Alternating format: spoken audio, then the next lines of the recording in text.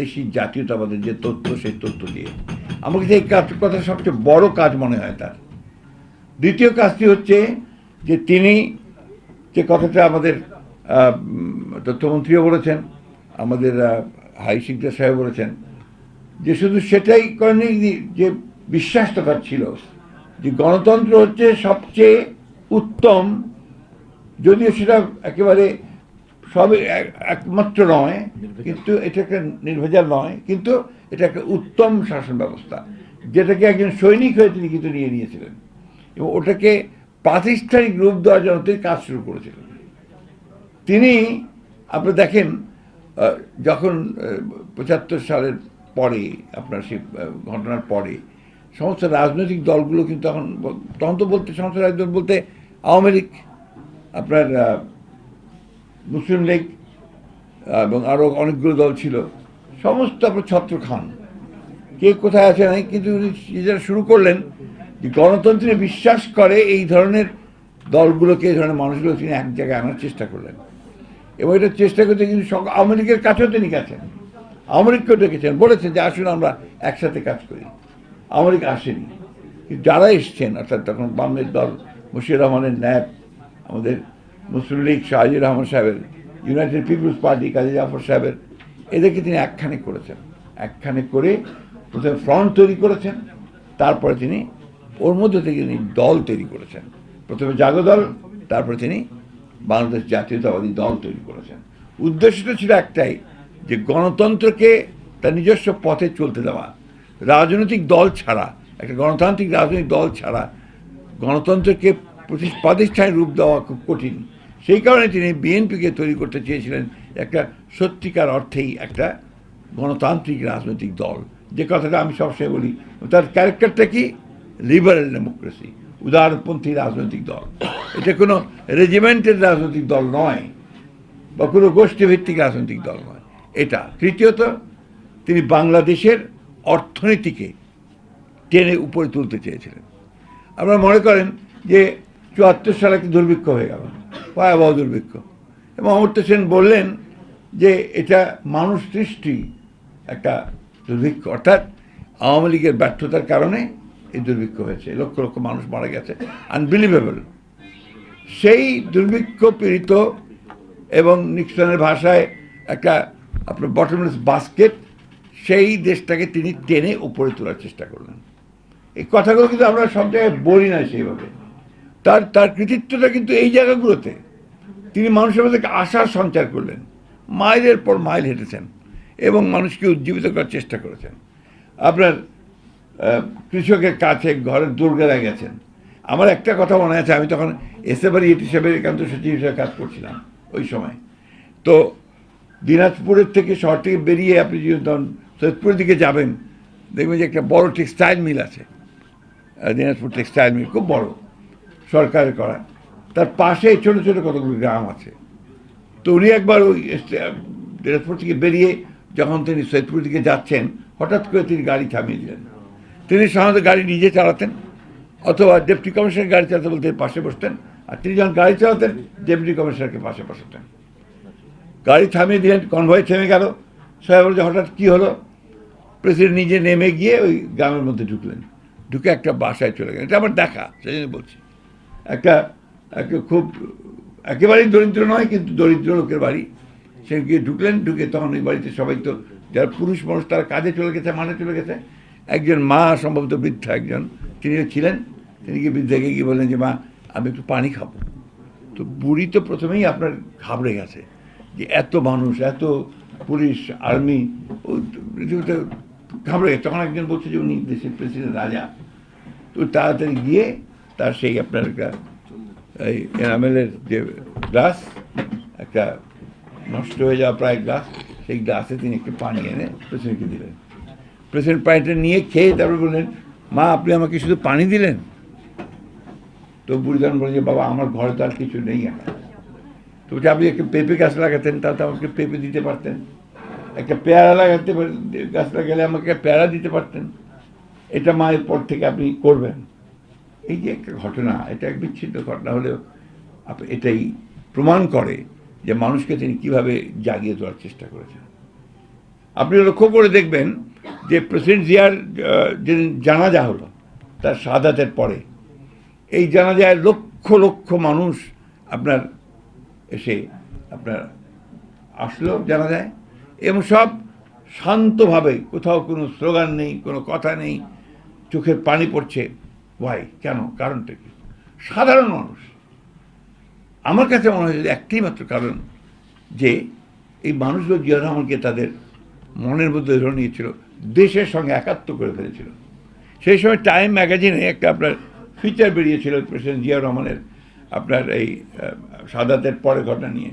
তো রিপোর্টার বলছেন, আমার রিপোর্টার নামটা মনে নেই এই মুহূর্তে, যে তিনি যে একটা রিক্সায় চলেছিলেন, কারণ গাড়ি চলার কোনো সুযোগ ছিল না, রিক্সায় চলে, সেই রিক্সাটার পেছনে প্রেসিডেন্ট জিয়ার একটা ছবি কালো পোস্টারে লাগানো।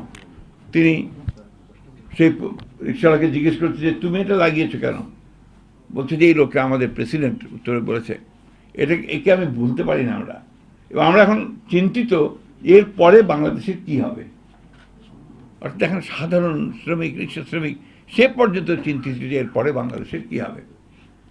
জানাজাতে যখন আপনার লালবাগের বড় হুজুর সাহেব তিনি যখন দোয়া পড়ছেন, দোয়া পড়তে গিয়ে তিনি যখন বললেন, দোয়ার মধ্যে যখন বললেন আল্লাহ বাংলাদেশকে হেফাজত করো, তখন কিন্তু গোটা জানাজার যে ক্রাউড, লক্ষ লক্ষ মানুষের ক্রাউড ডুকরে কেঁদে উঠেছিল। কারণ একটাই, যে বাংলাদেশের স্বাধীনতার সার্বত্বকে জিয়া রহমানের সঙ্গে তারা একাত্ম করে ফেলেছিল মানুষ। এখানেই তার কৃতিত্ব, এখানেই তার যে কাজ, সেই কাজগুলো যে স্বীকৃতি মানুষের কাছ থেকে তিনি পেয়েছেন। এক কথা বলে শেষ করা যাবে না, তো কোন দিকে নাই আপনার খেলাধুলা, নতুন করি, আপনার চলচ্চিত্র, তারপরে আপনার সঙ্গীত। এই যে আমাদের সৈয়দপুরের মেয়েটা কি নাম, বেবি নাজিন, তাকে ছোট্ট বাচ্চা তখন একটা অনুষ্ঠানে গিয়ে তিনি গান শুনেছেন, বলছে মেয়েটাকে তুলে ফেলো, ওটাকে ঢাকায় নিয়ে এসে ভালো করে দিয়ে ট্রেনিং দিয়ে তাকে ভালো সঙ্গীত শিল্পী করো। আজকে বেবি নাজিন দেশের আমাদের একজন নাম করা শিল্পী। এইভাবেই তিনি করেছেন। আপনার কৃষিতে আপনারা সবাই জানেন, শুধু খাল খনন না, আপনি এখন যে রিসার্চ ইনস্টিটিউটগুলো দেখবেন, rice research institute, agriculture research institute, sugar কেন ইনস্টিটিউট, প্রত্যেকটা গিয়ে দেখবেন যে জিয়া রহমানের একটা ফলক লাগানো আছে। উনি ওখানে গেছেন, উনি ওদের কাজ করেছেন এবং তাদেরকে টাকা দিয়েছেন যতটুকু সম্ভব ওই সময় দিয়ে তিনি কাজ করার চেষ্টা করেছেন। আপনার পৃথিবীতে বাংলাদেশের খুব একটা নাম ছিল না, যাও নাম ছিল ওই যে আপনার বটমলেস বাস্কেট, তাকে সেই সময়ে ইরান ইরাক যুদ্ধে মধ্যস্থতাকারী হিসাবে তাকে নিয়ে গেল। তিনি জাতিসংঘের নিরাপত্তা কাউন্সিলে জাপানের সঙ্গে প্রতিনিধিত্ব করে তিনি নিরাপত্তা কাউন্সিলের মেম্বার হলো বাংলাদেশ। This is Zia Rahman. তার দৃষ্টি, তার দেখা, তার প্রজ্ঞা, তার দূরদৃষ্টি জিয়া রহমানকে অনন্য করে রেখেছে। আমার কাছে প্রতি মুহূর্তে মনে হয় যে এই মানুষটা যে আর 10 বছর বাঁচত, তাহলে হয়তো আমরা বাংলাদেশকে সঠিক ট্র্যাকের মধ্যে তুলতে পারতাম। এই যে আপনারা এখন এত রেমিটেন্সের কথা বলেন, who started it? Zia Rahman. আপনি গার্মেন্টসের কথা বলেন, কে শুরু করেছে? জিয়া রহমান। তো এখন তারপরে ওই যে কথাগুলো কিছুক্ষণ আগে বললেন যে আওয়ামী লীগটাকে বিভিন্নভাবে, কিছু যায় আসে না, তাতে জিয়া রহমানের কোনো ক্ষতি হয়নি। জিয়া রহমানই আছেন। এই প্রসঙ্গে আমার আপনার অ্যানাটমি অফ কিউবান রেভলিউশনের আপনার বই পড়ছিলাম ক্যাস্ট্রোর আপনার সম্পর্কে। তো ওইখানে আপনার ক্যাস্ট্রো একবার অ্যারেস্ট হয়ে গেল পাকিস্তানের বিরুদ্ধে যুদ্ধ করতে গিয়ে, and he was convicted for 14 years, 14 বছর জেল হলো। তো কাঠগড়ায় দাঁড়িয়ে ক্যাস্ট্রো বলছেন, condemn me, doesn't matter, history will absolve me, ইতিহাস আমাকে ধারণ করবে। আজকে জিয়া রহমানকে সেই একই ভাষায় আমি বলতে চাই যে condemn him doesn't matter, history has already absolved him. এই জিনিসটা মাথায় নিয়ে আমরা যদি সামনের দিকে এগোই, আমরা বলতে আমি বোঝাচ্ছি বাংলাদেশের দেশপ্রেমিক মানুষ, আমরা বলতে আমি বোঝাচ্ছি বিএনপি দেশপ্রেমিক নেতা কর্মী সবাইকে, যে আমরা জিয়া রহমানকে অনুসরণ করি। সততা আনবিলিভেবল, ওটা অবিশ্বাস্য। কাফি খানের একটা লেখা ইন্টারভিউ আমাদের আফজাল ভাইয়ের করা, এটা তখন বোধহয় এটা আপনার হিসেবে বেরিয়েছিল আপনার বিচিত্রাতে, পরবর্তীকালে কয়েকদিন আগে এটা প্রথম আলো রিপ্রিন্ট করেছে, আপনারা দেখেছেন কিনা আমি জানি না। এই লেখাটা যদি আপনি পড়েন তাহলে দেখবেন কাফি খান তাকে কীভাবে মূল্যায়ন করছেন। He was the press secretary of president Ziaur Rahman. Kafi খানের নাম আপনারা সবাই জানেন, প্রখ্যাত সাংবাদিক। তো ওখানে উনি বলছেন যে জিয়াউর রহমানকে তার সবচেয়ে বড় যে জিনিসটা আপনার মানুষকে ওই সময়কার মানুষগুলোকে আপনার আকৃষ্ট করেছিল যে তার সততা। এই যে আপনার বলেন না ছেঁড়া গেঞ্জি আর ছেঁড়া সুটকেস, ইটস ট্রু, সত্য ঘটনা এটা, এর মধ্যে কোনো বাড়াবাড়ি ছিল না। আমার এখন মনে আছে জিয়াউর রহমানের আপনার শাহাদাতের পরে যখন বডি নিয়ে আসলো এখানে, আসার পরে আপনার ওই পুরনো সংসদ ভবনে, যেটা এখন প্রধানমন্ত্রীর কার্যালয়, ওখানেও বডিটাকে রাখা হয়েছিল কফিনের মধ্যে, কফিনে সাধারণ মানুষের দেখার জন্য। প্রথমে তো গেট বন্ধ ছিল, যেই গেট খুললো মনে হলো যে স্রোত, বন্যার স্রোতের মতো পানি আসতে শুরু, মানুষ আসতে শুরু করলো। ওইখানে যে বিদেশি ভদ্রলোক দূর থেকে দাঁড়িয়ে তিনি দেখছিলেন কফিকে, আর মানুষ দেখছিলেন। তা আমরা কয়েকজন বন্ধু বান্ধব আমরা সেই সময় ছিলাম, আমরা যেহেতু সরকারি কাজ করতাম সেই সময়, আমরা তাকে জিজ্ঞেস করলাম যে তুমি তো বিদেশি, তুমি এই প্রেসিডেন্টের কফিনের পাশে এভাবে দাঁড়িয়ে আছো কেন? সে বলছে দেখো আমি ওয়ার্ল্ড ব্যাংকে কাজ করি, আমি পৃথিবীর বিভিন্ন জায়গায় কাজ করছি, বিশেষ করে আমি এশিয়ার দেশগুলোতে কাজ করেছি, আমি এইরকম একজন সৎ প্রেসিডেন্ট আমি দেখিনি। তো দিস ওয়াজ জিয়া রহমান।